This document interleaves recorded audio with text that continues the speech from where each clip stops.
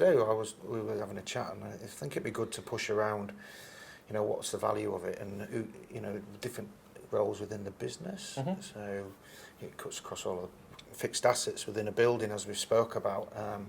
What does it provide the C-suite with, or the board of directors?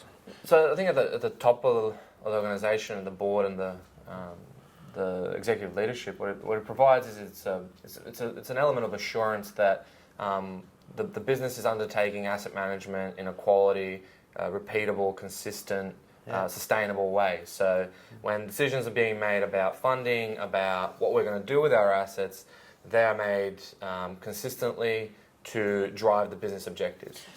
But that overall business objective comes from them guys, doesn't it? I think so. Yeah. So the board makes sure that the business is being run as it should. The executive leadership provides the leadership, or the direction for the organisation. So, and then the asset management team or the FMs, they need to understand what those objectives are, so then they can deliver those objectives using our assets. Yeah. So for those guys, what the framework allows us to do, that risk cost performance framework, is apply that framework to bubble up what the risk of the asset is, what the cost of the asset is going to be, or what the cost is going to be to provide the performance to address the risk.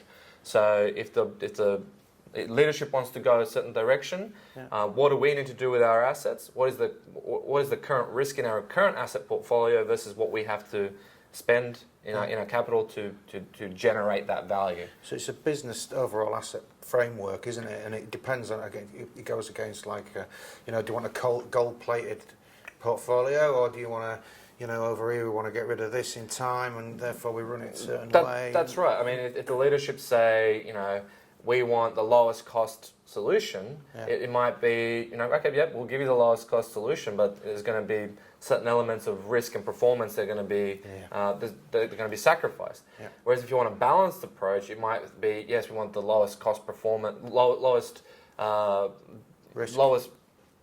highest possible performance with the lowest cost. Right. Balancing that risk, performance, and cost element.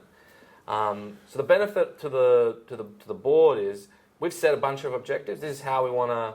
This is what we want to do. This is what we want to achieve. This is the objectives that we want to set to the asset management team. The asset management make those objectives live. They take those objectives and say, how are we going to do that with our existing assets, and what do we have to implement to meet those objectives? So it might not be just the existing asset portfolio, but it also might be the things that we need to implement to create that value for the organisation, or whatever it might be. That's right. And for again, that line of sight for the guys, the maintainers, the FMs, those guys, they understand what the asset management objectives are, what we're trying to do as far as maintenance, renewals, and implementing new capital, and then they can prioritise their services along those lines. So if they say, we want to be a first-class building, and we want to have these levels of service, so that'll automatically filter down to the prioritisation processes in maintenance management, and also what are the business priorities for implementing new assets, new capability. Yeah.